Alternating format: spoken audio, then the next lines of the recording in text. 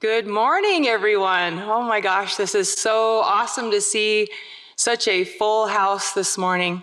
As the CEO of the Intertribal Agriculture Council, I am honored to welcome each and every one of you to our 2024 annual conference. We are fortunate to once again convene here at the Palms Casino Resort, a beautiful venue owned and operated by the San Manuel Band of Mission Indians from California.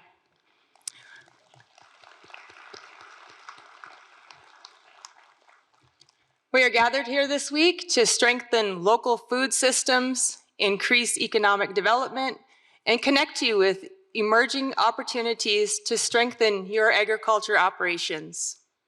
This conference is an opportunity to visit with each other, hear from experts, and engage with representatives from tribal organizations, federal agencies, and IAC staff. Our goal for this event is to provide space for you to experience community building and gain support while accessing the latest resources to help you meet your goals. Despite long-standing challenges for producers, such as drought, market access, fair prices, and credit, we see meaningful progress from investments in Indian country agriculture. In the recently published USDA Ag Census, tribal producers reported an increase in agriculture revenues, nearly doubling in 5 years from $3.6 billion in 2017 to $6.4 billion in 2022, which is a testament to the impact of unprecedented access to investments and partners like the US Department of Agriculture. IAC remains committed to strengthening engagement between the federal government and tribal agricultural stakeholders. Our mission, which is to pursue and promote the conservation, development, and use of our agricultural resources for the betterment of our people, motivates us each and every day to find solutions to support your work and to advance tribal agriculture. It is why we show up alongside you in your communities to support you every step of the way. One way that we are doing this is increasing our reach nationwide. I am very proud to share that we've expanded the IAC team to over 90 dedicated staff across 24 states. That is almost 4 times larger than what we were just a few years ago. So as a result, our Stakeholder Services Division, which includes the Technical Assistance Network, our Natural Resources Program, our American Indian Foods Program, our Regenerative Economies Program, and of course, the Youth Program, has engaged with over 323 tribes this year, directly assisting more than 840 individual tribal producers, and this is like an amazing number, but with almost 32,000 unique interactions, which is 20% increase from last year, which is our highest engagement we've ever recorded. And that's with a team of 90 people.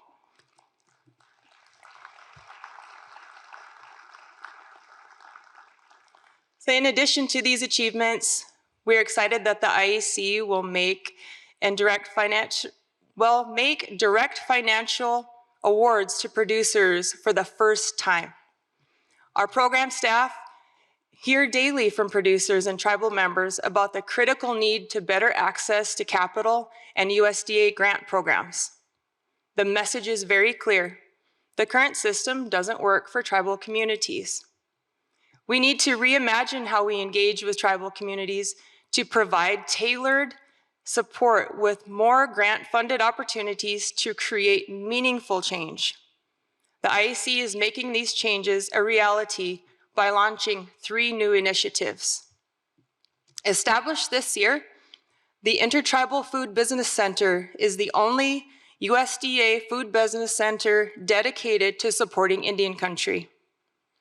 The center will offer technical assistance and financial awards to food business operations and develop dynamic mentorship learning opportunities to advance food system revitalization efforts within our communities. In addition, our Climate Smart Commodities partnership will provide technical financial assistance to tribal land stewards, ensuring equity and parity for tribes and individual producers accessing Natural Resources Conservation Service programs. We also launched the Land, Capital, and Market Access Program to support Native producers in beginning or expanding food production on Native land. The program will award land equity grants, bringing more acres back into management by tribal peoples. These 3 new IAC initiatives will issue over $5 million in awards next year. And we are just getting started. Producers in the audience who are interested in learning more or determining your eligibility for these programs should stop by our information booth in the conference ballroom lobby. Our team will stand ready to assist you, and I hope you all make your way there. To our friends in the audience who have the resources and the passion to join in this effort, let's connect. Through collaboration with our partners, including philanthropic allies and tribal leaders, we can harness collective resources and expertise to address historical inequities, turning them into opportunities for equity and growth while inviting new champions to join us in this transformative work. For almost 4 decades, IAC has worked to address the unique challenges facing tribal agriculture by advocating for federal policies that support the needs of Indian country. And our advocacy work has only grown over the past year. As a tribal producer, overlapping or conflicting federal laws and regulations can hinder your work. This is only further complicated by federal programming that is often designed and administered on state and county line frameworks that are not tailored to meet the needs of tribal producers operating on lands under tribal jurisdiction.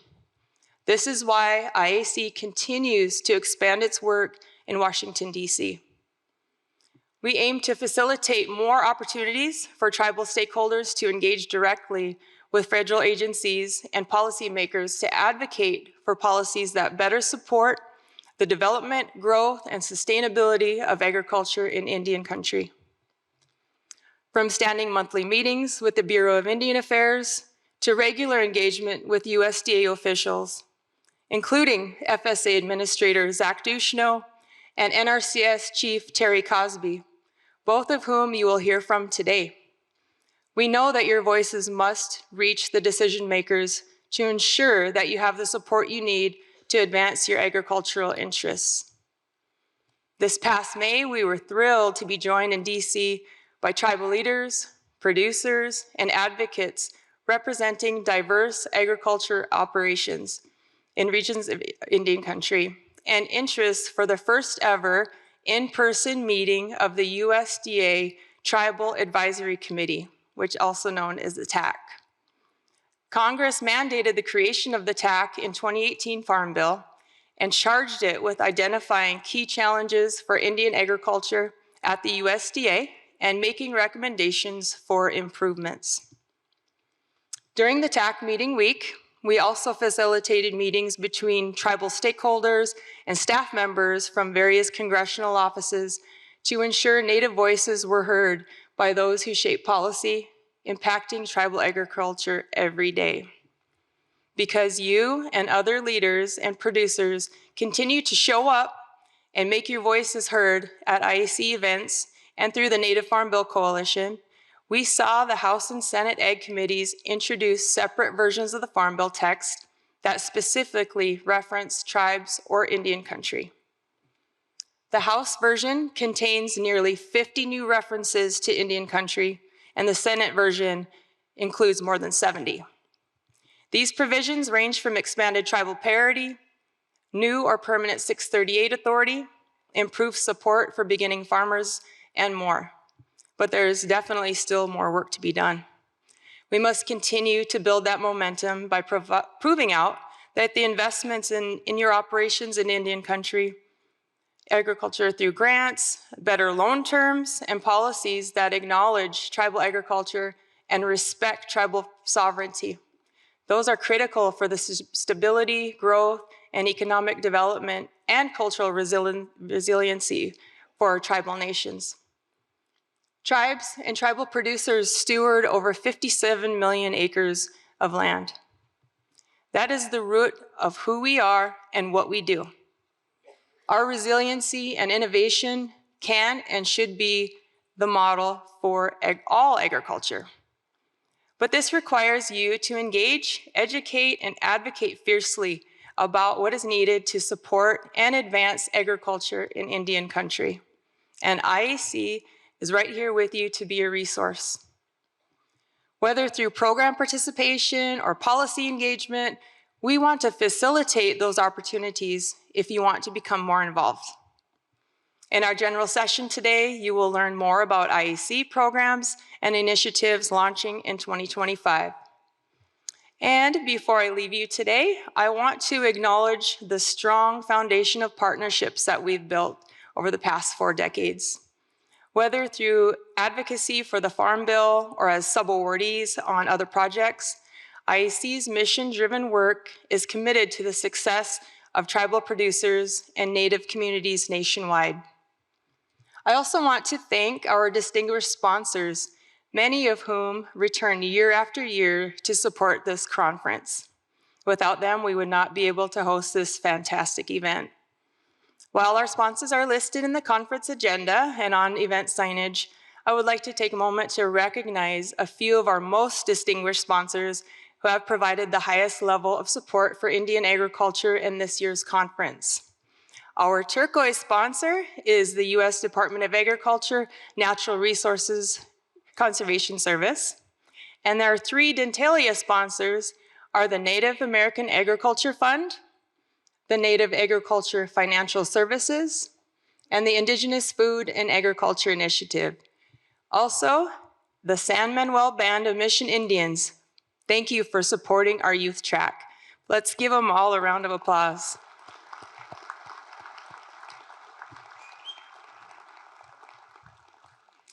Just want to thank you all so much for joining us this week and participating in this important work.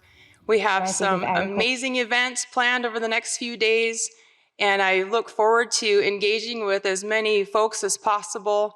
Our team is at the ready. We're all wanting to make connections, do some networking, and get some work done to improve Indian agriculture. And I just want to tell you all to have a safe week, enjoy the week, and I can't wait to visit with you. Thank you very much.